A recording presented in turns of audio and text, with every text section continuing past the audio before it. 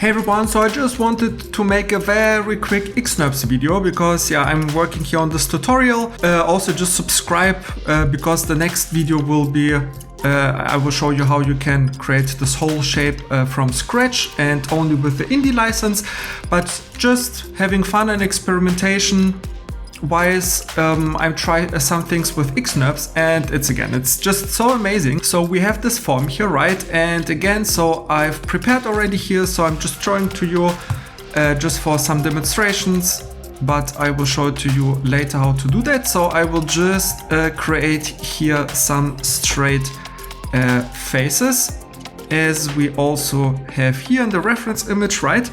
And now, you know, we have this big hole here, and usually if you want to work very clean, you have to break it obviously down into smaller pieces.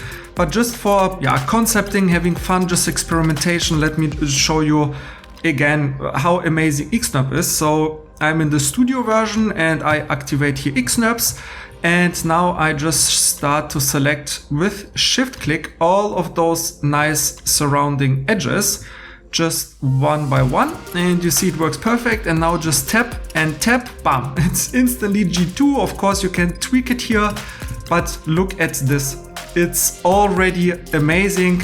And again, if you also want the studio license and have this powerful tool, you can also just go to Plasticity, click on buy now and add discount and type in Nikita and you will save 10%. But again, it's obviously not 100% perfect, but like if you're a concept designer, you just want to find your forms, or even for rendering, this is absolutely enough, because look, you have such beautiful surface transitions.